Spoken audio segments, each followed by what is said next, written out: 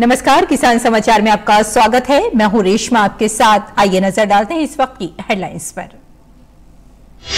प्रधानमंत्री नरेंद्र मोदी मंगलवार की सुबह 10:30 बजे वीडियो कॉन्फ्रेंस में 108वीं भारतीय विज्ञान कांग्रेस को करेंगे संबोधित। किसान विज्ञान कांग्रेस जैव अर्थव्यवस्था में सुधार और युवाओं को कृषि के प्रति आकर्षित करने के लिए मंच करेगा प्रदान। जनजातीय विज्ञान कांग्रेस भी की जाएगी आयोजित, जो आदिवासी महिलाओं के सशक्तिकरण पर ध्यान देने का होगा मंच। इस वर्ष के IMC का विषय है महिला सशक्तिकरण के साथ सतत विकास के लिए विज्ञान और प्रौद्योगिकी। नए साल की शुरुआत के साथ ही शुरू हो गया अंतर्राष्ट्रीय मोटा अनाज वर्ष। पूरे साल अलग अलग तरीकों से लोगों को मोटे अनाजों के फायदों के बारे में किया जाएगा जागरूक। केंद्रीय युवा मामले और खेल मंत्रालय के साथ छत्तीसगढ़, मिजोरम और राजस्थान ने मिलेट्स को बढ़ावा देने के लिए जनवरी 2023 को चुना है फोकस्ड महीने के रूप में।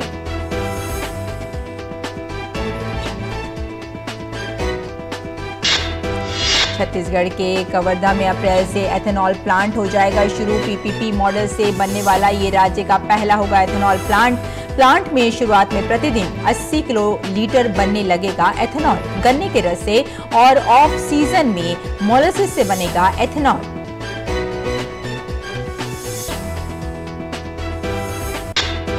मौसम विभाग ने आने वाले दिनों में पंजाब, उत्तर प्रदेश और बिहार में घने कोहरे और कड़ाके की ठंड का जताया अनुमान। कहा राजस्थान में शीतलहर रहेगी जारी। दिल्ली में मंगलवार से तापमान गिरने और शीतलहर चलने की संभावना। बिहार और उत्तर प्रदेश समेत देश के उत्तरी हिस्सों में घना कोहरा रहने की है संभावना।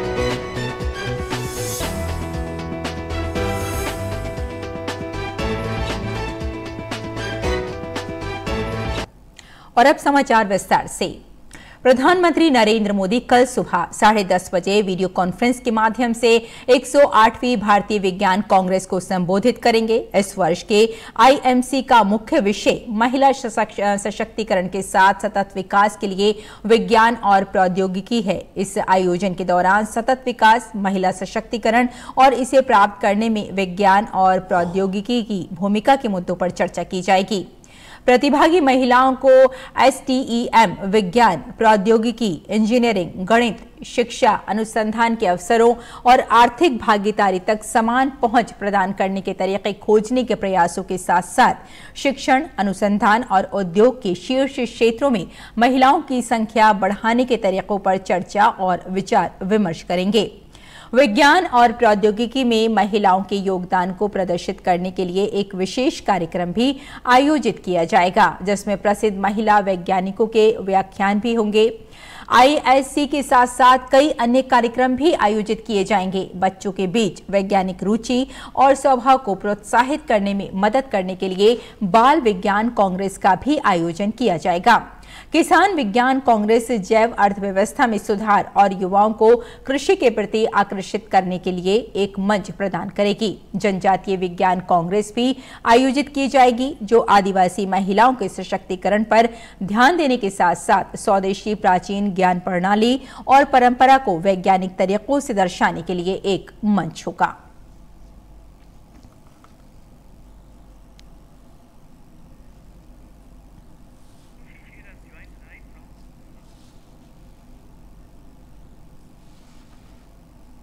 और इसी खबर पर हमारे साथ हमारे संवाददाता शिशिर जुड़ गए हैं पुणे से। उनसे बात करते हैं। शिशिर, भारतीय विज्ञान कांग्रेस का जो फोकस है वो इस बार हम देख रहे हैं कि विज्ञान और तकनीक के साथ साथ महिलाओं का जो सशक्तिकरण है उस पर फोकस रहेगा। कितना महत्वपूर्ण मानते हैं आप इस कांग्रेस को?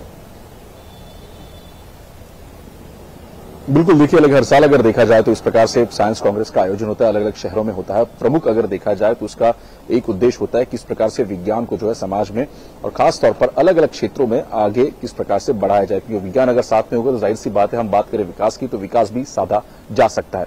और इसीलिए जिसमें कहा कि अलग अलग क्षेत्र है जिसमें कृषि है, साथ ही साथ अगर हम बात करें रोजमर्रा की जिंदगी में हमारा समाज जिस प्रकार से यूटिलाइज करना चाहता है उसमें किस प्रकार से विज्ञान का साथ हो, ये भी उसको ध्यान दिया जाएगा। लेकिन सबसे महत्वपूर्ण बात होगी कि इस अगर बात करें विज्ञान कांग्रेस की तो यहाँ पर देश विदेशों से जो है रिसर्चर्स आएंगे, साइंटिस्ट आएंगे और इसका फायदा भारतीय जो रिसर्चर्स है, साइंटिस्ट है, उनको भी मिलेगा और साथ ही साथ जो स्टूडेंट्स है, युवा है, उनको भी मिलेगा। क्योंकि नए सारे आयाम खुल जाएंगे इस युवा कांग्रेस में विज्ञान के तहत अगर देखा जाए तो।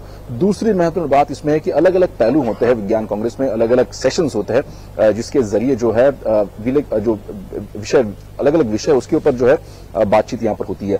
इस बार अगर देखा जाए तो दो प्रमुख बिंदु है जिस पर इस बार जो इंक्लूड किया गया है इसको साइंस कांग्रेस में। एक है ट्राइबल साइंस कांग्रेस, मतलब जिस प्रकार से जनजातीय अगर देखा जाए कम्युनिटी देखी जाए उसके उत्थान के लिए विज्ञान का किस प्रकार से उपयोग होगा, ये इस ट्राइबल साइंस कांग्रेस का प्रमुख उद्देश्य है। और दूसरा है समाज और विज्ञान, मतलब जैसे मैंने आपको पहले कहा रोजमर्रा की जिंदगी में हम जो लोग जीते हैं उसमें किस प्रकार से विज्ञान का उपयोग हो और वो जिंदगी किस प्रकार से और सहज हो जाए, इस पर जो है समाज और विज्ञान जो है ज्यादा भर देगा। तो ये दो प्रमुख मुद्दे हैं जो कि इस बार जो है साइंस कांग्रेस में उसको सम्मिलित किया गया है। इस वक्त हमारे साथ कुछ स्टूडेंट्स हैं जो कि इस वक्त रजिस्टर्ड काउंटर खुल चुका है, काफी सारे स्टूडेंट्स आना यहाँ पे शुरू हो चुके हैं, उनसे पूछते हैं कि क्या महत्व है इंडियन साइंस कांग्रेस का उनके लिए। आपका नाम बताइए, आप कहाँ से हैं? मेरा नाम योगेश है और मैं नागपुर यूनिवर्सिटी का स्टूडेंट हूँ। योगेश, अगर देखा जाए तो कई सारे लोग जो है साइंटिस्ट यहाँ पर आएंगे, स्टूडेंट्स के लिए कितना महत्वपूर्ण होगा ये इंडियन साइंस कांग्रेस? देखिए, वैसे तो ये चीज होनी चाहिए थी क्योंकि ये स्टूडेंट के लिए बहुत ही अच्छी है, क्योंकि जब हम स्टूडेंट कॉलेज में होते हैं तो हम सिर्फ हमारा सिलेबस तक ही पढ़ पाते हैं, पर जब ऐसे कुछ प्रोग्राम होते हैं तो हम अलग अलग लोगों से मिल पाते हैं, अलग अलग सब्जेक्ट से हमारा नए तरीके से इंट्रोडक्शन होता है, ताकि हमारा सब्जेक्ट के अलावा भी जो बाकी चीजें दुनिया में विकसित हो रही है उसका भी हमें पूरी जानकारी मिल सके। और साथ ही साथ नई नई एक्टिविटीज है, उसे बहुत सारी नई चीजें स्टूडेंट को सीखने मिलती है, ताकि उनके लिए नए नए दरवाजे खुलते हैं, आगे जाके वो नए नए फील्ड में भी जा सकते हैं, मतलब अपनी फील्ड से अलग फील्ड को पहचान उनको पसंद आए तो वैसे भी वो कर सकते हैं। बिल्कुल, देखिए साइमा, ये कहीं ना कहीं सार उन्होंने कहा है कि अगर बच्चों की बात करें तो काफी शार्प होता है, तो ऐसे में वो चाहते हैं कि विज्ञान का अलग अलग जो पहलू उनके साथ वो वाकिफ हो जाए और इसीलिए फिर चाहे वो रिसर्चर्स हो, साइंटिस्ट हो, उनसे बात करने का मौका मिलेगा, कुछ जानने का मौका मिलेगा। ये तो प्रमुख मुद्दे अगर देखा जाए तो विद्यार्थियों के। लेकिन दूसरी और एक महत्वपूर्ण बात इसमें ये साइमा ये भी है कि इस बार अगर देखा जाए तो फार्मर कांग्रेस जो है वो भी एक पहलू इसके अंदर है। फार्मर्स जो कांग्रेस है उसके जरिए अगर देखा जाए किस प्रकार से कृषि को और सहज और अगर देखा जाए फार्मर्स जो है बिल्कुल शिशिर, ये कहा जा सकता है कि इससे किसानों को भी लाभ होगा और जागरूकता भी बढ़ेगी और साथ साथ एक नया भारत भी हमारे सामने है जिसमें कई सारे जो क्षेत्र हैं उन पर बातचीत की जाएगी। बहुत बहुत धन्यवाद हमारे साथ जुड़ने के लिए शिशिर और इस पूरी जानकारी के लिए। अगली खबर की ओर बढ़ते हैं। नए साल की शुरुआत के साथ ही अंतर्राष्ट्रीय मोटा अनाज वर्ष 2023 केंद्रीय मंत्रालयों, राज्य सरकारों और भारतीय दूतावासों की गतिविधियों के साथ ही शुरू हो गया है। इस दौरान अलग अलग तरीकों से लोगों को मोटे अनाजों के फायदों के बारे में जागरूक किया जाएगा। केंद्रीय युवा मामले और खेल मंत्रालय के साथ छत्तीसगढ़, मिजोरम और राजस्थान राज्यों ने जनवरी 2023 को मिलेट्स को बढ़ावा देने के लिए फोकस्ड महीनों के रूप में चुना है। इस दौरान विभिन्न कार्यक्रमों और गतिविधियों के जरिए खिलाड़ियों, न्यूट्रिशनिस्ट और फिटनेस एक्सपर्ट्स के साथ मिलकर लोगों को मोटे अनाज के लाभ के बारे में बताया जाएगा।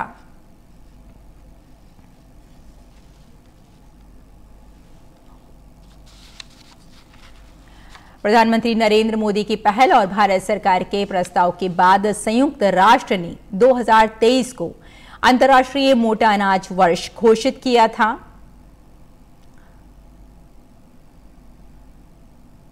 वैश्विक खाद्य संकट से निपटने के लिए मोटे अनाजों को बढ़ावा देने का फैसला भी लिया गया। ये भारत के साथ साथ विश्व स्तर पर उत्साह के साथ मनाया जाएगा। मोटा अनाज G20 देशों की बैठकों का भी एक अभिन्न हिस्सा है और सभी प्रतिनिधियों को मोटे अनाज का भोज कराया जाएगा। किसान स्टार्टअप तथा किसान उत्पादक संगठनों के साथ संवाद सत्रों के जरिए मोटे अनाज का अनुभव प्राप्त किया जाएगा।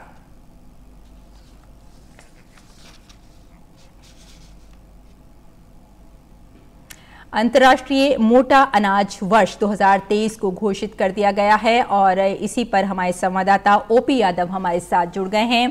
ओपी यादव, आपसे हम सबसे पहले तो सिर्फ इतना ही पूछना चाहेंगे कि अंतर्राष्ट्रीय मोटा अनाज वर्ष 2023 घोषित किया गया है और ये एक अच्छी खबर है, खासतौर से अगर हम किसानों के लिए बात करें तो किसानों की आय भी बढ़ेगी और जो जागरूकता है वो भी काफी हद तक बढ़ेगी। संयुक्त राष्ट्र संघ के मिलेनियम डेवलपमेंट गोल के तहत सतत विकास लक्ष्यों को कृषि क्षेत्र में हासिल करने के लिए भारत सरकार वैसे तो लगातार प्रयास कर ही रही है, लेकिन यूनाइटेड नेशन के साझा सहयोग से 2023 को अंतर्राष्ट्रीय ईयर ऑफ मिलेट्स घोषित करके सरकार ने एक महत्वपूर्ण उपलब्धि न केवल हासिल की है, बल्कि भारत के छोटे, लघु और मध्यम किसानों को आर्थिक रूप से सशक्त और मजबूत बनाने का एक बेहतरीन विकल्प भी दिया है।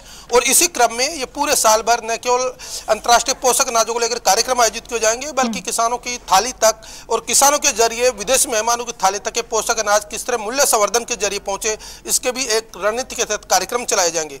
जनवरी का महीना हम देखें तो जनवरी में मिजोरम, राजस्थान और छत्तीसगढ़ जैसे राज्यों को टारगेट करके वहां पर एक विशेष कार्यक्रम का आयोजन किया जाएगा और हर महीने फरवरी से लेकर लास्ट दिसंबर तक हर महीने कोई न कोई कार्यक्रम किसी न किसी राज्य के साझा सहयोग से किए जाएंगे। इस नई रणनीति में न केवल भारत सरकार बल्कि भारत के जो विदेशी दूतावास है उनके जरिए और राज्य सहयोगों के जरिए अलग अलग मंत्रालय के सहयोग से विदेश मंत्रालय और वाणिज्य मंत्रालय 16 अंतर्राष्ट्रीय स्तर के न केवल मेगा फूड फेस्टिवल का कार्यक्रम आयोजित करेगा, बल्कि जो पोषक अनाज है उनके मूल्य संवर्धन से तकरीबन 64 तरह के जो विभिन्न उत्पाद बनाए जा रहे हैं उनको प्रदर्शित कर विदेशी मेहमानों की थाली तक पहुंचाने का काम भी करेगा। यही वजह की G20 के जो मेहमान आ रहे हैं उनको और इसके अलावा जो अन्य देश हैं जो रोजगार, व्यापार और कारोबार की संभावना करने वाले जो उद्यमी हैं उनके साथ सतत संवाद कर प्रगतिशील किसानों को जोड़ा जाएगा, ताकि जो भारत के जो राजस्थान, मध्य प्रदेश, महाराष्ट्र और इस तरह के जो कर्नाटक जैसे राज्य हैं जहाँ पे पोषक अनाजों की बहुतायत में खेती होती है उनका निर्यात बढ़े, रोजगार और कारोबार की संभावना बढ़े। बिल्कुल ओपी, केंद्र सरकार की भी कोशिश यही है कि ज्वार या बाजरा की मांग बढ़े ताकि किसानों का जो जीवन है उसमें बदलाव आए। जी बिल्कुल आपने सही कहा। अगर आप देखेंगे 5 मार्च 2021 को भारत सरकार की सार्थक पहल से संयुक्त राष्ट्र संघ ने अंतर्राष्ट्रीय मोटा अनाज वर्ष 2023 घोषित किया, तो आप देखेंगे 21-22 का तकरीबन $32.34 मिलियन का मोटे अनाजों का न केवल भारत से निर्यात हुआ है, बल्कि इसमें समान अवधि की तुलना में 27% जो वृद्धि या ग्रोथ भी दर्ज की गई है। तो निश्चित तौर पर ये आगे न केवल बढ़ेगी बल्कि भारत सरकार का जो लक्ष्य है 2025 तक $12 बिलियन का इसमें निर्यात और बढ़े, उसको भी हासिल किया जा सकता है। तो निश्चित तौर पर ये सब चीजें होने से जो छोटे, लघु और मध्यम उज्ज्वले जो परंपरागत खेती करते हैं पोषक अनाजों की, ज्वार, बाजरा, रागी और इस तरह के उत्पादों की, उससे न केवल उनका मूल्य संवर्धन होगा बल्कि बाजार मिलने से उनकी आर्थिक स्थिति में भी सुधार होगा। तो बिल्कुल, और ये भी कहा जा सकता है मिलेट्स ईयर को देखते हुए कि जो मोटा अनाज है जो कभी गरीबों के लिए था आज उसे अमीर भी पसंद कर रहे हैं और कहीं ना कहीं इकोनॉमिकली भी देश मजबूत होगा और किसानों की आय बढ़ेगी। केंद्र सरकार की यही कोशिश है। बहुत बहुत शुक्रिया ओपी हमारे साथ जुड़ने के लिए और इस तमाम जानकारी के लिए। अगली खबर की ओर बढ़ते हैं। हरियाणा के मुख्यमंत्री मनोहर लाल खट्टर ने नव वर्ष पर प्रदेश की जनता को संबोधित करते हुए कहा कि तालाबों को फिर से पुनर्जीवित करने के लिए काम किए जा रहे हैं। हमारे तालाब बहुत अच्छे होते थे, स्वच्छ पानी के होते थे, लेकिन आज वो ओवरफ्लो हो गए हैं, प्रदूषित हो गए हैं और गांव के अंदर उन पानी का जो उपयोग होता था वो उपयोग होना भी बंद हो गया है। हरियाणा में एक तालाब अथॉरिटी हमने बनाई और 18,000 तालाब उनको दिए हैं। अभी अगले वर्ष के अंदर लगभग 3,500 तालाब जो हैं इनके ऊपर कुछ काम शुरू हो चुके हैं, कुछ काम पूरे भी हो गए हैं, कुछ आगे मार्च तक शुरू होने वाले हैं। तो इतनी बड़ी जो बहुत बड़े बड़े तालाब हैं उनका काम शीघ्र शुरू हो जाएगा। बाद में छोटे तालाब की बारी लेकर के लंबा काम है, बहुत बड़े पैसे के खर्च का काम है, लेकिन हमारा संकल्प है कि इन सब तालाबों को हम ठीक करेंगे। पर्यावरण जो है वो सुरक्षित रहना चाहिए। मुख्यमंत्री ने यह भी कहा कि हरियाणा के किसान कम पानी में होने वाले फसलों को लेकर जागरूक हुए हैं। पानी की उपलब्धता जितनी है हमको उसका प्रबंधन अच्छा करना पड़ेगा। एसवाइल का पानी हमको मिलना चाहिए, लेकिन जिन कारणों से वो फंसा है वो आपको हमको सबको विदित है। अतिरिक्त पानी और कहीं हमें अभी जल्दी मिलने वाला नहीं है, तो पानी का प्रबंधन ठीक हो। मेरा पानी मेरी विरासत, इस प्रयोग के माध्यम से धान की जो उपज ये कम करके और अन्य फसलें उगाई जाएं जिसके अंदर पानी की खपत कम होती है। और मैं धन्यवाद करता हूं अपने किसान भाइयों का जिन्होंने इस अपील के ऊपर पिछले वर्ष में 1 लाख एकड़ से भी ज्यादा धान की उपज कम करके विविधीकरण के नाते से अन्य फसलें, चाहे वो सब्जियां हैं, चाहे फल हैं, अथवा मक्का है, बाजरा है, कपास है, दालें हैं, कई फसलों के ऊपर लोग आ गए हैं। तो ये भी एक अपने आप में बड़ा प्रयोग मैंने किया है। हरियाणा के मुख्यमंत्री मनोहर लाल खट्टर ने कहा कि पानी को दोबारा इस्तेमाल करने और सिंचाई के इस्तेमाल में लाने के लिए भी कई कार्य किए गए हैं। जो दूषित पानी है, गंदा पानी है, सीवरेज का पानी है, इसको साफ करने के लिए STPs हमने लगाए हैं। और सैकड़ों की संख्या में STPs लगने के बाद अब मैं कह सकता हूं कि एक बड़ी मात्रा में उस पानी का यानी पुनः उपयोग, रीयूज जिसको कहते हैं, वो होना शुरू हो गया है। चाहे वो खेतों में शुरू होता है, पार्कों में लगता है, साफ सफाई के काम में आता है। तो ऐसा इरिगेशन का एक अन्य प्रयोग भी हमने किया है कि खुली सिंचाई, इसमें पानी की बहुत खपत होती है। तो इसको पानी को बचाने के लिए मिकाडा के माध्यम से और जो हमारी सिंचाई है जिसको माइक्रो इरिगेशन कहते हैं, इस माइक्रो इरिगेशन के माध्यम से ड्रिप सिस्टम, फुहारा सिस्टम, इससे भी खेती का जो प्रचलन शुरू हुआ है, इसमें सरकार की ओर से सब्सिडी दी जाती है। बड़ी मात्रा में किसान इसकी ओर आकर्षित हो रहे हैं।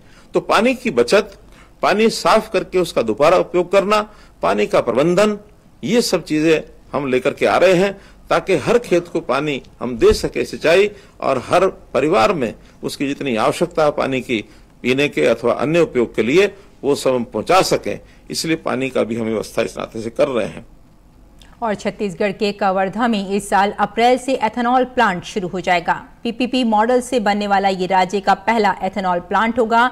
राज्य सरकार ने बताया कि भोरमदेव शक्कर कारखाने के पास स्थित प्लांट में शुरुआत में प्रतिदिन 80 किलोलीटर एथेनॉल बनने लगेगा। इसके लिए ग्लोबल टेंडर के बाद भोरमदेव सहकारी शक्कर कारखाने और NAKJ बायोफ्यूल के बीच एग्रीमेंट हुआ है। सीजन में गन्ने के रस से और ऑफ सीजन में मोलासिस से एथेनॉल बनेगा। गौरतलब है कि एथेनॉल को पेट्रोल एवं डीजल में मिलाने के लिए केंद्र सरकार से सैद्धांतिक मंजूरी मिल गई है। विशेषज्ञों के मुताबिक एथेनॉल के उत्पादन से राज्य में पेट्रोल डीजल के दाम में कमी आने की उम्मीद है। कवर्धा जिले में 30,000 हेक्टेयर क्षेत्रफल में गन्ने की खेती होती है। यहाँ 450 छोटी गुड़ फैक्ट्रियां हैं जिनमें 250 चालू हैं। और उत्तर प्रदेश के हमीरपुर समेत बुंदेलखंड क्षेत्र में किसी जमाने में लाल गेहूं की बम्पर पैदावार होती थी, लेकिन अब यहां किसानों का इसकी खेती से मोह भंग हो गया है।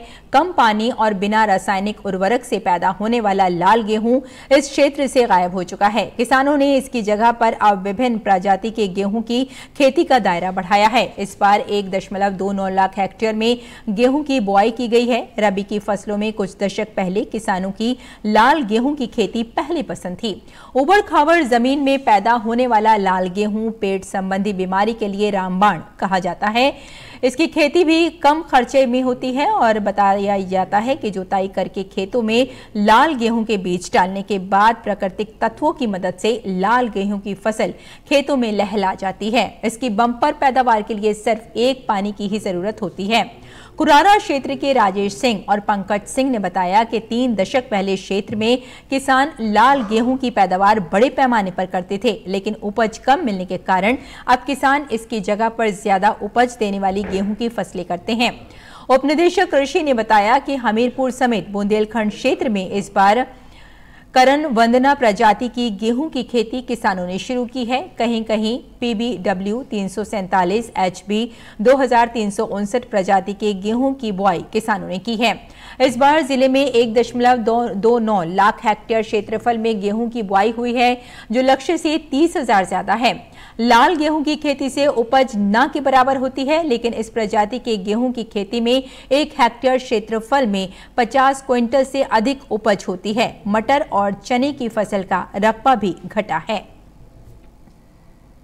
मौसम विभाग ने आने वाले दिनों में पंजाब, उत्तर प्रदेश और बिहार में घने कोहरे और कड़ाके की ठंड का अनुमान व्यक्त किया है। मौसम विभाग में वरिष्ठ वैज्ञानिक RK जेनामणि ने बताया कि राजस्थान में शीतलहर जारी रहेगी। दिल्ली में कल से तापमान गिरने और शीतलहर चलने की संभावना जताई गई है। जेनामणि ने कहा कि बिहार और उत्तर प्रदेश समेत देश के उत्तरी हिस्सों में घना कोहरा छाया रहेगा। राष्ट्रीय राजधानी में आज हल्का कोहरा देखा जा रहा है। मौसम विभाग ने आज के लिए राष्ट्रीय राजधानी में हल्के कोहरे और इसके बाद साफ आसमान रहने का पूर्वानुमान व्यक्त किया है।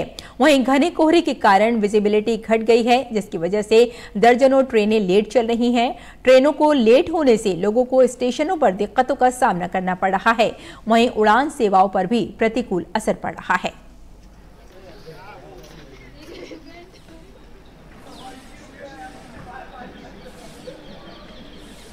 और आइए बात करते हैं मौसमी खेती की और जानते हैं कि इस मौसम में किसान कैसे रखें अपनी खेती का ख्याल।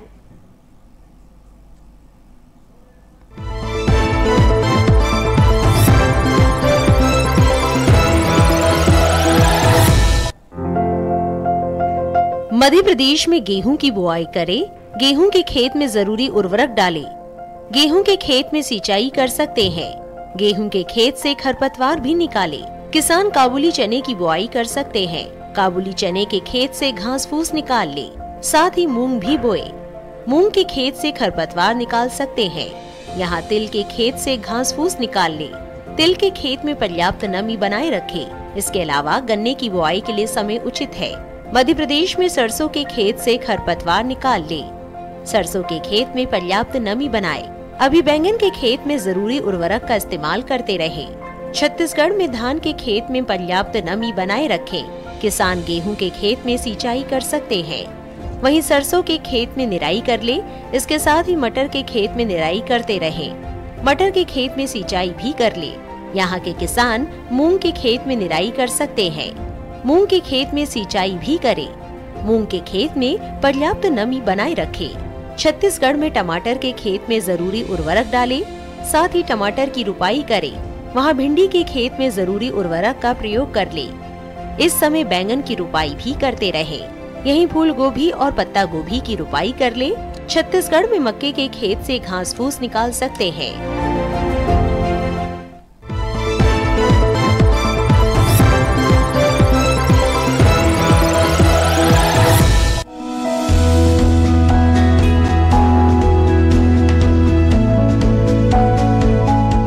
टमाटर के लिए जीवांश वाली बलुई दोमट और दोमट मिट्टी इसके लिए ज्यादा उपयुक्त होती है। 1 हेक्टेयर बुआई के लिए सामान्य किस्म का 400 से 500 ग्राम बीज चाहिए, जबकि संकर किस्म का 150 से 200 ग्राम बीज ही पर्याप्त होगा। जिन किसानों की पौध तैयार हो गई है वो अब इसकी रुपाई कर ले। रुपाई के लिए खेत को अच्छी तरह जोतकर मिट्टी को भुरभुरा बना ले और क्यारियां तैयार कर ले। हर क्यारी 0.75 मीटर चौड़ी और जरूरत के हिसाब से 5 से 10 मीटर लंबी हो सकती है। ध्यान रहे कि सीमित बढ़वार वाली फसल के लिए कतार से कतार के बीच की दूरी 60 सेंटीमीटर और पौध से पौध की दूरी 45 सेंटीमीटर होनी चाहिए, जबकि असीमित बढ़वार वाली फसलों में कतार से कतार की दूरी 75 सेंटीमीटर और पौध से पौध के बीच की दूरी 50 सेंटीमीटर होनी चाहिए। रुपाई दोपहर बाद करना ज्यादा बेहतर रहेगा। रुपाई के तुरंत बाद जरूरत हो तो हल्की सिंचाई कर दे। बाद में जब भी आवश्यक हो तो पानी देते रहे। खरपतवार नियंत्रण के लिए समय समय पर निराई गुड़ाई करते रहे। टमाटर में कई तरह की बीमारियां भी लग सकती है। झुलसा रोग में पुरानी पत्तियां पीली हो जाती है। टमाटर की फसल में विषाणु से फैलने वाला मौजिक रोग भी खतरनाक है। इसमें पत्तियां सिकुड़ जाती हैं और पौधों की बढ़वार रुक जाती है। रोकथाम के लिए सिकुड़ी पत्तियों को उखाड़कर जला दे। टमाटर में पत्ती, तना और फल भेदक कीट लगते हैं। इससे ग्रसित पत्तियां गिर जाती हैं। रोकथाम के लिए विशेषज्ञों की सलाह पर उचित दवाओं का छिड़काव करें।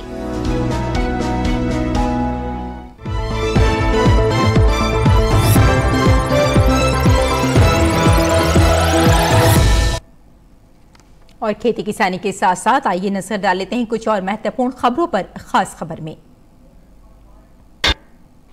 सुप्रीम कोर्ट की संविधान पीठ ने 2016 में केंद्र सरकार द्वारा लिए गए विमुद्रीकरण के फैसले के खिलाफ दायर सभी याचिकाओं का आज निपटारा कर दिया। उच्चतम न्यायालय की संविधान पीठ ने 4-1 के बहुमत से केंद्र सरकार के विमुद्रीकरण के फैसले को सही ठहराया है। हालांकि जस्टिस BV नागरत्ना ने बहुमत से अलग फैसला सुनाया। ऑस्ट्रिया की यात्रा पर गए विदेश मंत्री डॉक्टर एस जयशंकर ने वियना में भारतीय प्रवासियों के साथ बातचीत की। इस मौके पर जयशंकर ने कहा कि भारत और ऑस्ट्रिया के बीच सद्भाव बढ़ाने में भारत वंशियों का बड़ा योगदान है। पिछले 27 वर्षों में किसी भारतीय विदेश मंत्री की ये पहली ऑस्ट्रिया यात्रा है। नए साल में अर्थव्यवस्था के मोर्चे पर एक अच्छी खबर है। दिसंबर 2022 में वस्तु और सेवा कर GST संग्रह पिछले वर्ष की समान अवधि की तुलना में 15% की वृद्धि दर्ज की गई है। दिसंबर 2022 में GST संग्रह 1,49,000 करोड़ रुपए रहा। जम्मू कश्मीर के राजौरी जिले में दरहल के दूरदराज के क्षेत्रों में सड़क निर्माण कार्य चल रहा है। सड़क निर्माण कार्य शुरू होने से लोग खुश नजर आ रहे हैं। एक स्थानीय ने सड़क निर्माण कार्य पर खुशी जताते हुए कहा कि उन्होंने पहले कभी ऐसा नहीं सोचा था कि यहां भी गाड़ी आएगी और यहां भी रोड बनेगा। बीएसएफ के जवानों ने पंजाब के गुरदासपुर की कमालपुर चौकी पर रविवार की रात करीब 10:10 पर एक ड्रोन देखा। कर्मियों ने ड्रोन की ओर फायरिंग की, जिसके बाद ड्रोन पाकिस्तान की ओर लौट गया। आंध्र प्रदेश के पूर्व मुख्यमंत्री और तेलुगु देशम पार्टी के प्रमुख चंद्रबाबू नायडू के गुंटूर में एक रोड शो के दौरान मची भगदड़ में 3 लोगों की मौत हो गई, जबकि कई लोग घायल हो गए। बीती 28 दिसंबर को भी नायडू की रैली कुंदुकुर में भी ऐसा ही एक हादसा हुआ था, जिसमें 8 लोगों की मौत हो गई थी। उत्तर प्रदेश के हाथरस में बोलेरो और ट्रैक्टर के बीच भीषण टक्कर की वजह से बोलेरो सवार 3 लोगों की मौके पर ही मौत हो गई, जबकि 3 लोग घायल हो गए हैं। घायलों को इलाज के लिए अलीगढ़ मेडिकल कॉलेज भेज दिया गया है। राजौरी के ऊपरी डांगरी गांव में संदिग्ध विस्फोट में 2 लोग घायल हो गए। घायलों का अस्पताल में इलाज चल रहा है। कल इसी गांव में आतंकियों ने 4 नागरिकों की हत्या कर दी थी। रविवार को लोग नए साल का जश्न मनाने में मशगूल रहे, तो दूसरी तरफ साल के पहले ही दिन राष्ट्रीय राजधानी को लंबे ट्रैफिक जाम से जूझना पड़ा।